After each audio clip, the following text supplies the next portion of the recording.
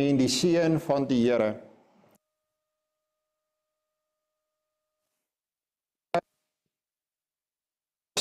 Hulp vandag kom.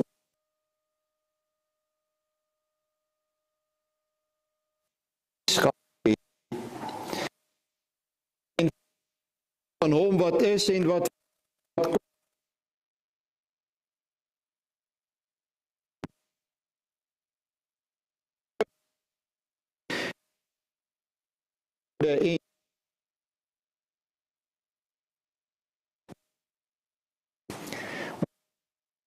en die maak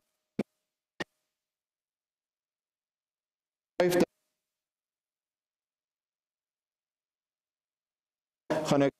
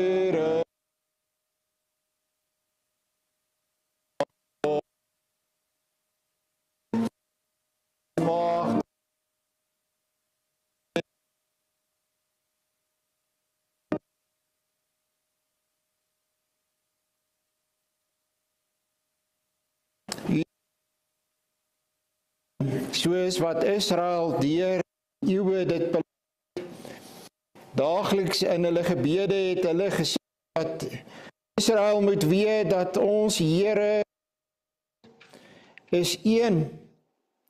En ons belyde het ook in hierdie oggend, U is die enigste ware God, U is die ewige God, want dit sê ons dan ook wanneer ons dit bely, U is die koning van die ganse kosmos, U is as persone van die drie eenheid ook met mekaar een.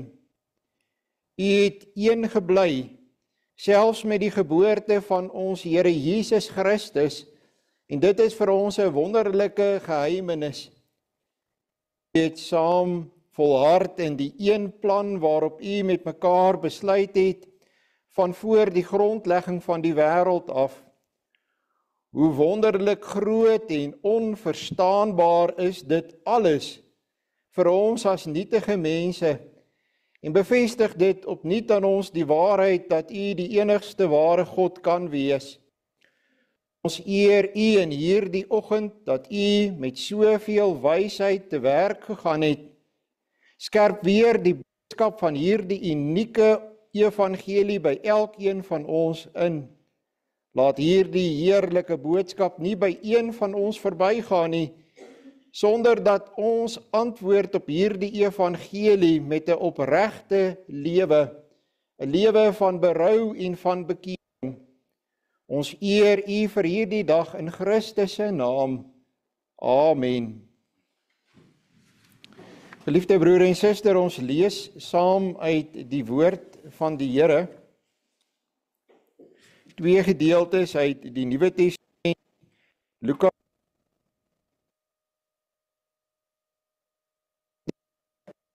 Ek kan maar sê, taal kry jy natuurlik nêrens in die Bybel nie, nê? So hier sal die woord krib hoor en dit klink so: In daardie tyd het keiser Augustus 'n dekreet uitgevaardig dat die bevolking van die hele wêreld geregistreer moet word.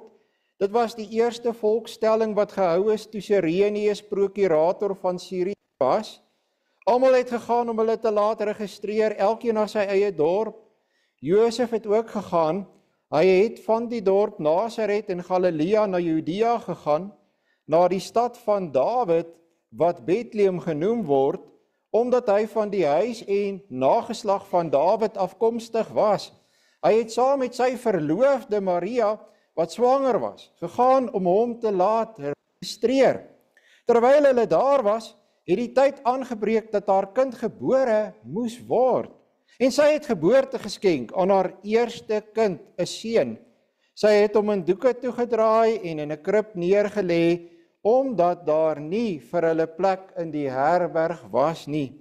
Daar was skaapwagters in dieselfde omgewing, wat in die oop veld gebly en snags hulle skaaptroppe opgepas het. 'n Engel van die Here het aan hulle verskyn en die hemelse glans van die Here het rondom hulle geskyn. Hulle het geweldig groot geskrik. Toe sê die engel vir hulle: "Moenie bang wees nie. Kyk, ek bring vir julle 'n goeie boodskap wat vir die hele volk 'n bron van groot vreugde sal wees. Vandag is daar vir julle in die stad van Dawid as verlosser gebore, Christus die Here. Dit sal vir julle die teken wees. Julle sal 'n pasgebore kind vind wat in doeke toegedraai is en in 'n krib lê." Skielik was daar saam met die engel 'n hemelse menigte wat God loof.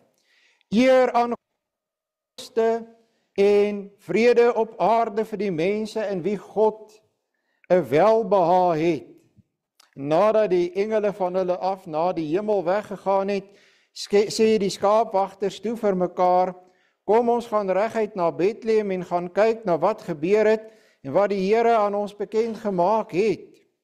Hulle het toe haastig daarheen vertrek en Maria en Josef en die kindjie wat in die krib lê, daar aangetref. Nadat hulle hom gesien het, het hulle aan almal gaan vertel wat oor hierdie kindjie aan hulle gesê is. Almal wat hiervan gehoor het, was verwonderd oor wat die skaapwagters aan hulle vertel het, maar Maria het al hierdie woorde gekoester en in haar hart daaroor bly nadink. Die skaapwagters het teruggekeer, terwyl hulle God verheerlik en prys oor alles wat hulle gehoor en gesien het, presies soos dit aan hulle meegedeel is. Nou as jy nou die woord krib wil verstaan, jy dink jy verstaan dit, dan gaan lees jy die lied wat die apostel Paulus aanhaal in Filippense hoofstuk 2 vers 5 tot 11. En weer eens gaan ek net op een woordjie konsentreer, maar ek sal dit in konteks plaas, en dit is die woordjie nederigheid of eintlik leegmaak, sê die 2020 vertaling, leegmaak. Die Griekse woord sal ek dalk so nou en dan gebruik is kenosis. Kenosis beteken om iets leeg te maak, soos wat julle kinders iets uit 'n glas uit sal gooi, dan is jy sê die glas is dol leeg. En dan sê Paulus, en hy skryf in vers 5, en dis in die 2020 vertaling so vertaal: "Laat dan die gesindheid wat daar in Christus Jesus was ook in julle wees. Hoewel hy in die gestalte van God was, het hy gelykheid aan God nie beskou as iets om aan vas te klem nie, maar het homself daarvan leeg gemaak deur die gestalte van 'n slaaf aan te neem en aan mense gelyk te word. En toe hy in die vorm van 'n mens verskyn het, het hy homself verneder deurdat hy gehoorsaam geword het tot die dood toe, ja, die dood aan die kruis. En daarom het God hom ook uitermate verhoog en aan hom die naam geskenk wat bo elke naam is, sodat in die naam van Jesus elke knie sal buig van diegene wat in die hemel en op die aarde en onder die aarde, en elke tong sal bely, Jesus Christus is die Here, tot eer van God die Vader." Kom ons sing saam, broer en suster. Ons sing nou saam skrifberuiming 4:4, 4 tot 6.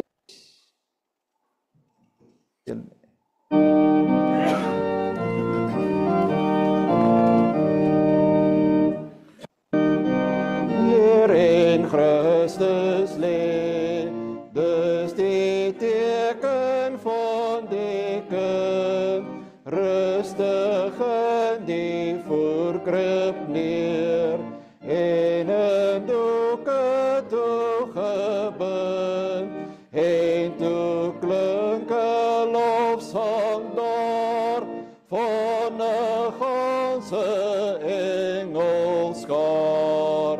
Heer aan God die hoogste Heer, reis dit uit te stemme sê, vrede op aarde, vrede weer, en die donker nag reis mee, welbehae eindloos groot, in die mens Gods guns genot.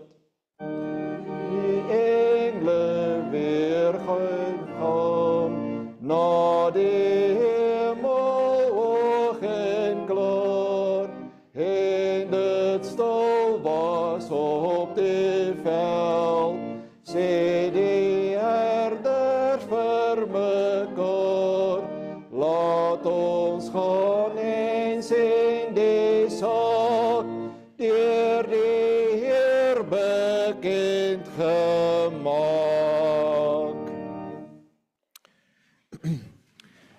Ek herinner jy maar net daaraan, broer en suster, dat 'n preek is 'n verklaring van 'n skrifgedeelte, dis nie 'n interpretasie daarvan nie. 'n Interpretasie is iets van jouself en dit sou verkeerd wees.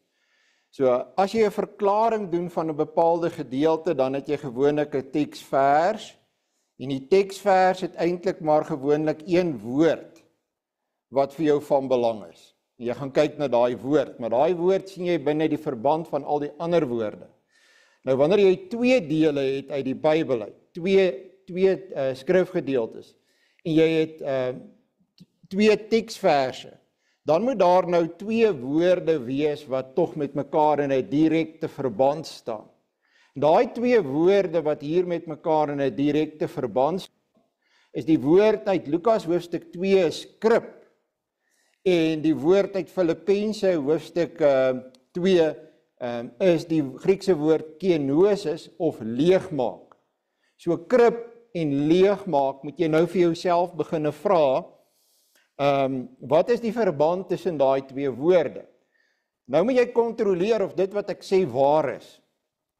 Want oor die algemeen word aanvaar, dit was 'n stal. En daar staan in die Bybel 'n stal. Nou wil ek vir julle sê, dit staan nêrens en nooit in die Bybel nie. Inteendeel, in die Bybel staan die volgende. In Matteus, as u dit sou nagaan in hoofstuk 2, dan word daar gepraat van wanneer daar gesê word vir die sterrekykers bo die plek. Daar word net gepraat van 'n plek, en in vers 11 van Matteus hoofstuk 2, nadat hulle die huis binne gegaan het. En die Griekse woord daar, as jy gewonder het, is oikos, en oikos beteken dood eenvoudig in Engels, properly residence, an abode, the implication might be a family, a home, a household. Geen sprake van 'n stal nie. Goed, dan as jy die verskillende vertalings nagaan in Afrikaans, en daar's net 3 erkende vertalings, dit is 33-53, 33, 53, 83 en 2020, dan praat die 53 vertaling Filippense 2 van die leegmaak as dat hy het hom ontledig.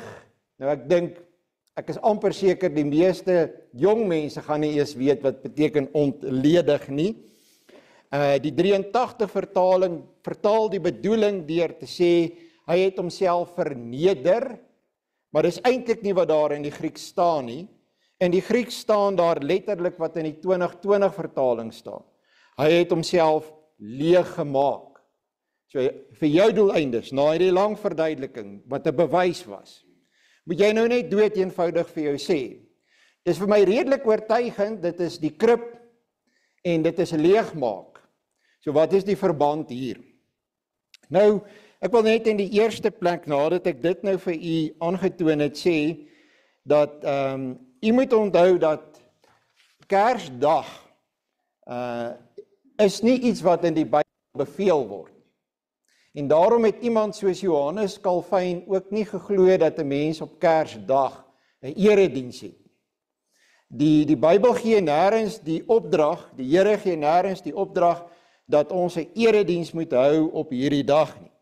Dit was eintlik iets wat Calvin beskou het as wat van die Rooms-Katolieke afgekom het. En jy weet, in Europa, veral in plekke soos Duitsland, is daar 'n geweldige tradisie en 'n kultuur rondom Kersdag ten opsigte van die kerke. Nou, Calvin het baie kritiek gehad en ek verstaan hoekom hy daai kritiek gehad het. Hy kom net uit die Rooms-Katolieke kerk uit. Hy het gesê ons eer nie Noël nie en dit is eintlik Kersfeesvader nie. En hy het die mense selfs bestempel as arme diere, stomme diere, met ander woorde, dat ons doen dit nie. Maar interessant is dat hy wel op die Sondag rondom Kersdag, wel preke gepreek het uit byvoorbeeld Lukas hoofstuk 2 of Matteus,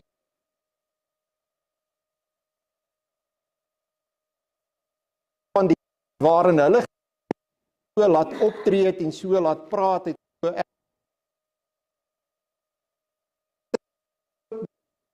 want dis vir ons 'n geleentheid gekom het. Bo alles gaan dit ons oor die Bybel. En dit gaan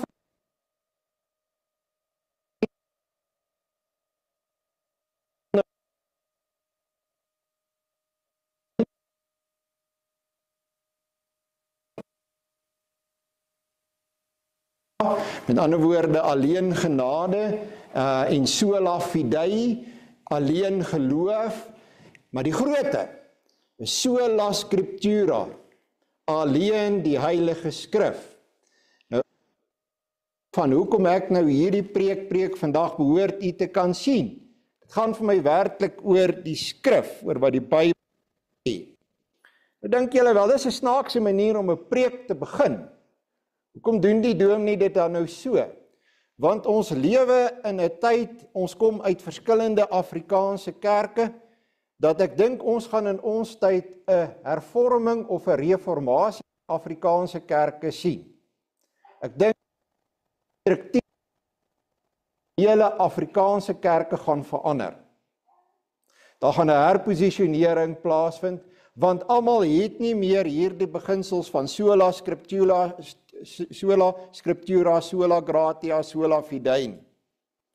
En daarom dink ek uiteindelik gaan dinge verander. En alle preke wat jy hoor is nie maar net goeie preke nie.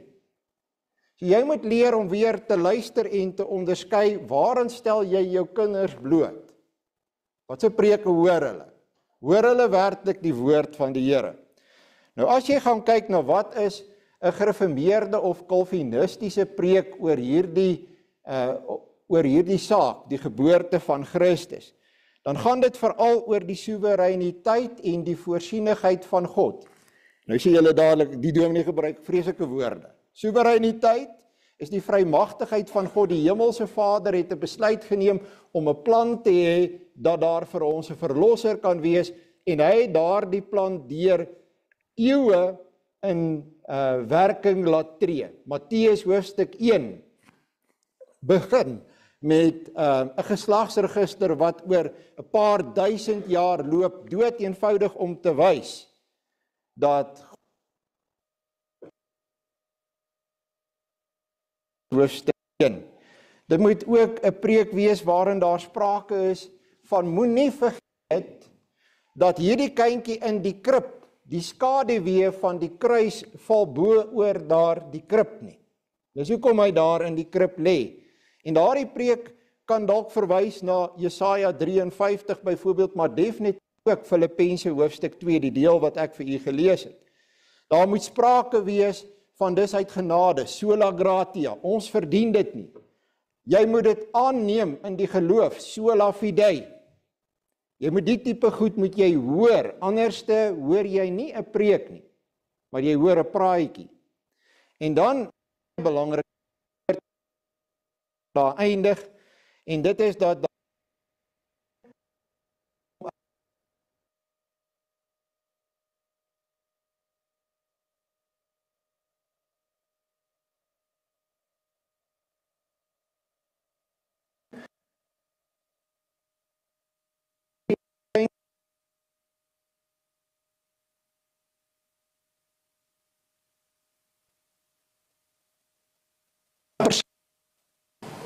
jy gaan pluk, ander woorde, as ons nog werk op 30%.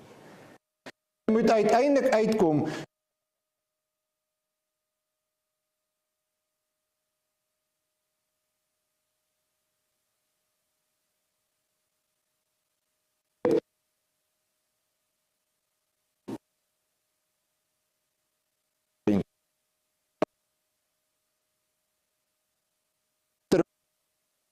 terwyl van my sonde,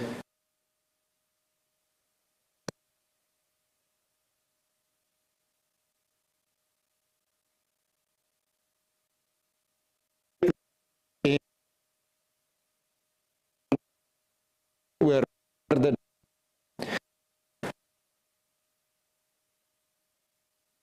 try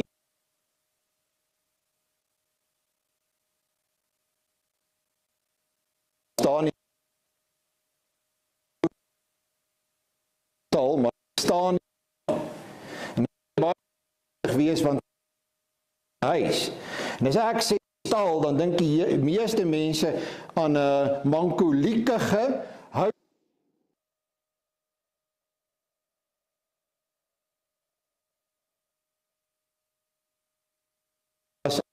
met 'n voer.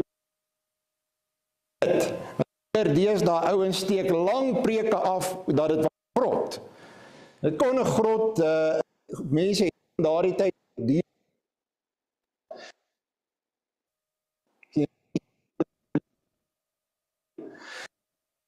dan sê was 'n huis met 'n vertrek daaraan waar hulle moontlik die diere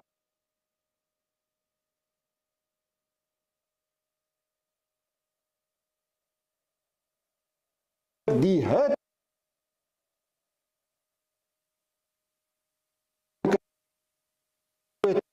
sorg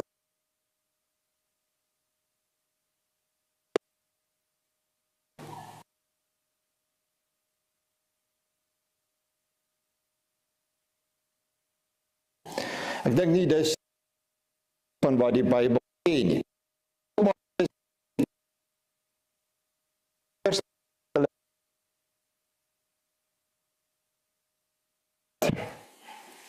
Wel 'n krib, hier is nou 'n paar mammas in ons gemeente wat onlangs hoor, en dankbaar ook. Kind in 'n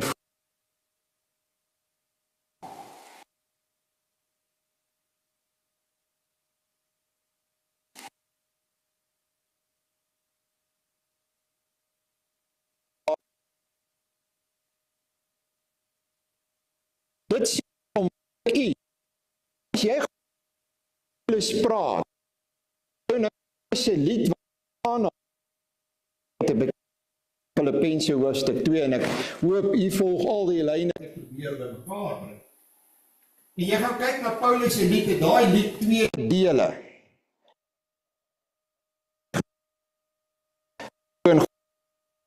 Skepper van die hemel en aarde, dis die apostoliese geloofsbelijdenis. Daar is in die lyn van en die van sy hoge.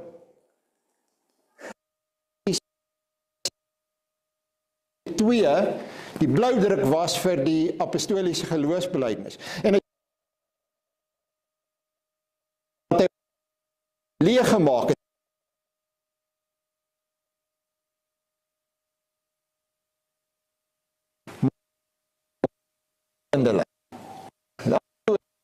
Wat is die doel gewees van die krib? Paulus sê dit. En Paulus sê dit onder leiding van Heilige Gees. Hy is die doel van die krib, dit waaroor jy net nou so gegril.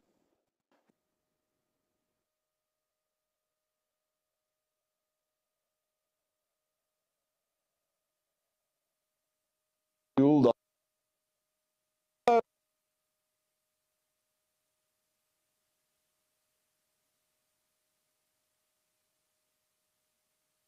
Hy word nederig.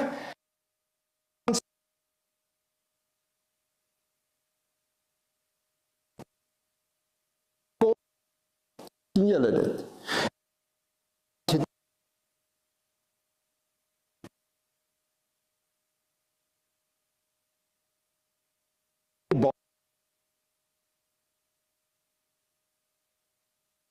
Wie eer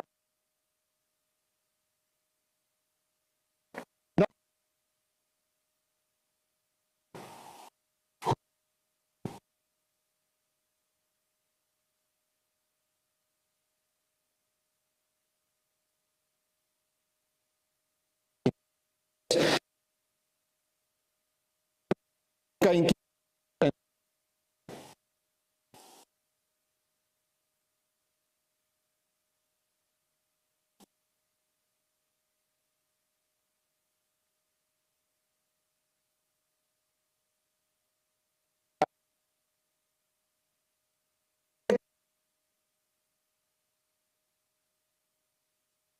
sal hê.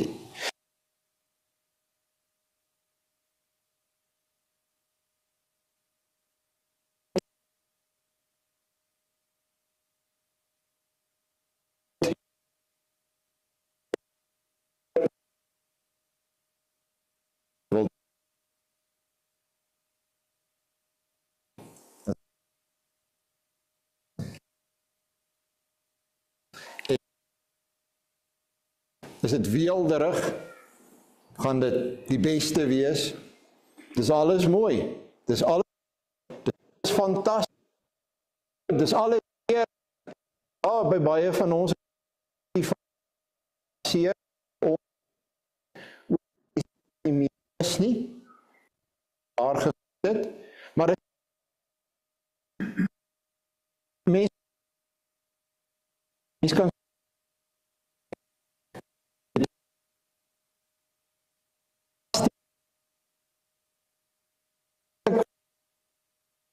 eintlik ons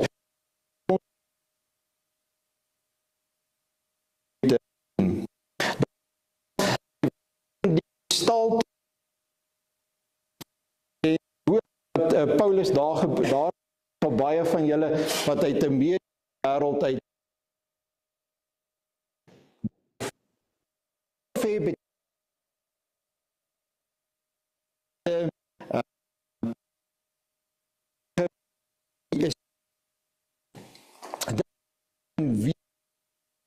daar word gesê, hy wat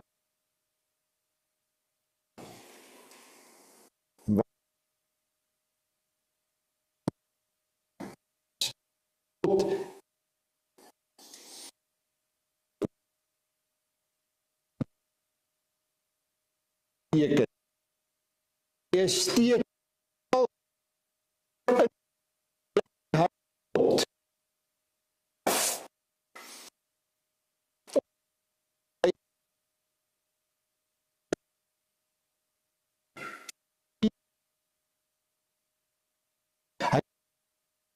of as het ware verkeer, sodat ek en beleef. Dit ek alweer moeilike woorde. Jy kan nie net die God kyk nie. Maak julle kinders vir die son gaan kyk. Jou ma sê jou 'n pak slaag gee as die son jou weet jy doen nie.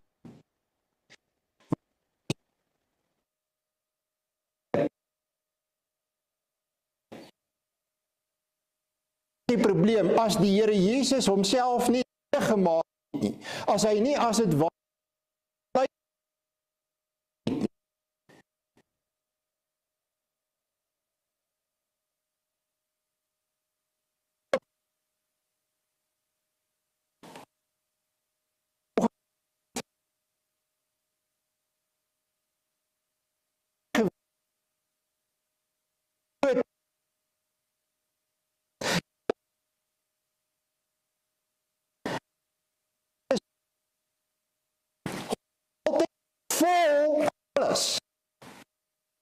Kom ek vir jou.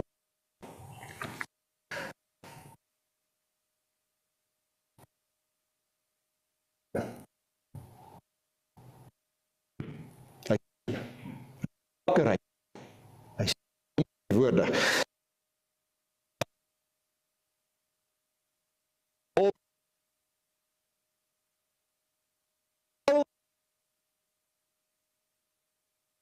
Alles is syne. Niemand kan hom bevraagteken of hom spot nie. Soos wat later gebeur met die Here Jesus. Hy is volkome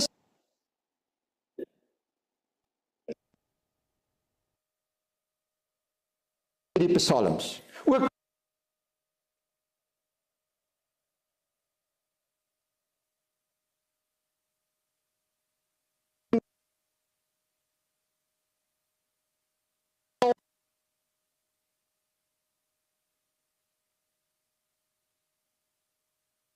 van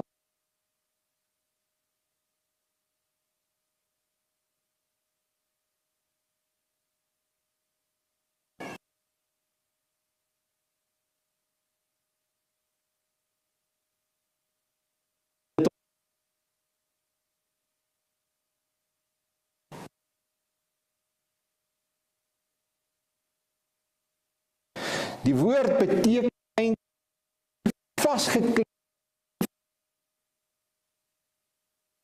Dit vasgehou nie, hy het dit vrywillig afgegee. Wie gaan dit doen? Wie gaan dit alles vrywillig afgee? Alomteenwoordigheid, almagtigheid, glorie, majesteit, selfonderhoudend wees. Wie gaan dit nie prysgee? Gaan jy dit prysgee? Is hier iemand wat dit sal prysgee in hierdie kerkgebou? Ek het nie so gedink nie. Antwoord op die vraag 'n bietjie vinnig, maar ek sê vir julle, niemand sal dit prysgee nie. Dit is goddelik om dit prys te gee. Net God, net ware God, sal dit prys gee. Nou, daar was baie dwalings oor die Here Jesus, baie het gesê, hy was nie eintlik waarlik God nie, maar daar is 'n ander klein woordjie net van 4 letters in die oorspronklike taal. Isos. Isos beteken equality, having the same level and value, equal. Equal in substance and quality. Dis Isos. Dit beteken dat die Here Jesus was volledig op elke vlak presies dieselfde as die ander persone van die drie-eenheid en hy het dit gebly. Alhoewel hy homself leeg gemaak het, tydelik as het ware van hierdie goddelike karaktertrekke, alomteenwoordigheid, almagtigheid, glorie, majesteit, selfonderhoudendheid, dit nie getoon het. Hoekom doen hy dit? Hoekom kom hy van daar na daar? Van die hemel na 'n krib? Maar broer en suster, dit is presies waaroor dit gaan. Hy maak homself leeg ter wille van sondaar mense. Uiteindelik kom Paulus by die punt dat hy sê, dienaar, doulos, slaaf, laagste van die slawe. En dan gaan hy in daai lied en hy sê, hy gaan so ver dat hy homself laat verneder deur 'n vloekdood te sterf aan die kruis, doodgemaak te word en begrawe te word, en eers daarna begin die stygende lyn van verhoging. Eers daarna. Dit is gepas dat ons dit in gedagte op hierdie dag. Sy alomteenwoordigheid word ingeperk deurdat hy 'n baba liggaam word. Dis nie maar net 'n dop wat hy aangetrek het nie, dit is wie hy werklik is. Hy is gebore as 'n mens. Ek het 'n oomblik daaroor gedink en ek het myself ook gestop. Ek sal jy sê waaroor ek gedink het. Ek het gedink oor daardie oomblik toe die seun van God, die alwyse God, 'n baba word. En hy word as 'n baba gebore in hierdie wêreld en hulle lê hom in 'n krib neer. En toe stop ek myself want toe dink ek kan dit nie begryp nie, dit dien geen doel nie, ek is bang ek gaan op 'n verkeerde spoor. Maar daar is iets daarin vir my om te sê, ek besef, dit moes vir hom absoluut geweldig en ingrypend gewees. Die Almagtige wat hulpeloos en afhanklik word van 'n vrou om hom toe te draai in doeke, om hom skoon te maak, om hom te voed. Sy glorie en sy majesteit wat nie gesien kan word deur mense nie, want dit lê ook in daardie woord. Dat sy glorie en majesteit word nie meer gesien nie. Dis daar, maar mense is blind daarvoor. Onthou julle hoe hulle hom gespot het toe hy aan die kruis gehang het? Kerkmense of mense wat die Bybel lees van hulle tyd. Maar hulle sien nie wie hy werklik is nie. En nou kan hy nie meer vir homself sorg nie. Hy is onderhewig aan honger en koue en moegheid. Hy het 'n ma nodig om hom te borsvoed. Al dit, broer en suster. Hy het 'n voerkruk nodig vir 'n wieg. Wat is die doel daarvan? Daai skaduwee wat ek net van gepraat het. Daardie donker duisternis, daardie skaduwee is 'n helse duisternis. Dit is die duisternis van die hel self. Dit is die donkerte van die duiwel met al sy demone teen wie ek en jy en ander gelowiges dikwels moet stry in hierdie wêreld. Daardie skaduwee en daardie oomblikke as hierdie kindjie gebore word en daar moet blydskap en vreugde wees en daar was, dan is daar 'n pynlike gedagte by Maria dat hierdie kind is bestem vir daardie donker skaduwee. Hierdie kind moet daarin en daardeur en oorwin ter wille van die sondaar mense. Hierdie kind is op pad soontoe, want dis deel van 'n Calvinistiese gereformeerde preek. Daardie krib is stap nommer 1 van 'n langer pad wat oor die kruis op Golgotha loop. Uiteindelik tot deur die leë graf van die tuin van Josef van Arimatea aan die kant uit. Baie belangrik dat jy jou op hierdie oomblikke een voel met hom. As ek vir jou die volgende oproep tot jou rig. Jy moet hierdie spoor volg, jy moet hierdie pad loop, jy moet sy volgeling wees. Verbind jouself aan hom, dis die enigste pad waar daar redding en verlossing en uitkoms lê vir die mens op hierdie aarde. Dit is nie 'n kerklike storie nie, dis nie iets uitgedink nie, dit is 'n historiese gebeurtenis. Wees werklik een met hom. Hebreërs 2 vers 14 en 15 sê, aangesien die kinders dan van die vlees en bloed deel het, het ook hy net so aan dieselfde dinge deel gekry, aan vlees en aan bloed met ander woorde, sodat hy deur sy dood, die een wat oor die dood mag het, dit is die duiwel kragteloos kon maak, en sodat hy hulle wat uit vrees vir die dood hulle lewe lang in slawerny verkeer het kon bevry. Ek lees hierdie vers, want daar is baie van ons wat gekonfronteer was met die dood. En die dood is nog seer. In sommige van ons gevalle jare na die tyd, en ander van ons baie onlangs. Maar hier sê die gedeelte dat hierdie kindjie in die krib het vlees en bloed geword. Hy het homself leeg gemaak, sodat hy vir ons en vir ons geliefdes die pad kon oopmaak. En dit troos my op hierdie Kersoggend. Sy gehoorsaamheid was 'n daad van neerbuiging wat ek nie kon doen nie, en jy nie kan doen nie. Dit kon net God doen. Die baba daar in die krib, my broer en suster, is die plaasvervanger vir jou en vir my. Hy is die lam van God. Ek sluit af. Jy het gesien van waar die Here Jesus gekom het. Jy het gesien hoe groot sy offer was en hoe dat hy homself leeg gemaak het en waarvan hy homself leeg gemaak het. Jy het gesien, ek het vir u die lyn probeer deurtrek waar dit uiteindelik vir hom geëindig het en ek het vir u gesê, onthou, dit is die eerste belangrike stap. Nou wil ek net vir u vra, Glo jy dit? Neem jy dit aan?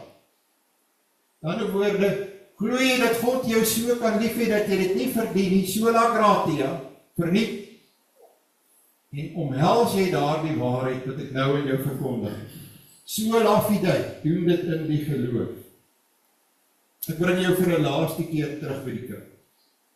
Die heel laaste keer, ek beloof. Dit is opvallend. 'n Jong mamma en pappa sal altyd sê, die mense by die kerk gryp altyd die baba. Doe nie, hoekom gryp hulle die baba? Ek sê, want hulle wil kyk. Dis een van hulle wil kyk, los hulle. Gaan die kind nie siek maak, jy van niks aan die kind doen nie. Hulle gryp die baba. As jy saam met my in daardie stal, daar gebruik ek self die woord, wys jy hoe is dit, in 'n mens. As jy daar in daardie huis staan, in daardie vertrek, daar by daardie voerkrib, en die baba lê daar, en jy kom daar weer vanoggend. Dan wil ek jou vra, sal jy die baba optel? Sal jy daardie baba aanneem, en alles wat hy beteken, en alles wat hy vir jou doen? Maar bo alles vra ek dit vir jou, en ek waarsku jou nou, dit het 'n implikasie, as jy daardie babietjie gaan optel, as jy hom gaan aanneem. En die implikasie is, dan hanteer jy jou sonde. Dan sterf jy jou sonde af. Dan bekeer jy jou van alles waarmee jy besig was. En jy loop agter hierdie baba wat jou verlosser en Here is, jou heilsman, jou saligmaker. Jy loop agter hom aan. En jy hou jou hele lewe alleen aan hom vas. Amen. Kom ons dank saam. Ons Vader wat in die hemel is, dankie dat U ons koning en ons skuld en ons middelaar, ons heilsman, ons saligmaker en ons verlosser in die krib vir ons neergelê het. En dankie dat hy homself leeg gemaak het van sy almag en alomteenwoordigheid, sy glorie, sy majesteit, sy selfversorging, om uiteindelik 'n mens te word in hierdie wêreld, na wie ons kan kyk en luister, en selfs kan aanraak en by ons kan hê. Dankie dat ons 'n verlosser het wie se spoor ons kan volg, deur al die seer en die hartseer van hierdie wêreld. Dankie vir die neerbuigende en opofferende liefde. Hemelse Vader, dankie vir die werking van die Heilige Gees, wat hierdie boodskap aan elkeen van ons verkondig het. Lei ons op die ewige weg. Laat ons nou die lewe van berou en bekering in hierdie lewe loop, waardeur ons vir die wêreld wys dat ons het 'n redder en verlosser. Aan U behoort die koninkryk en die heerlikheid en dit tot in ewigheid in Christus se naam. Amen. Ons sluit af, broer en suster, met skrifruiming 4:6, Gloria in excelsis.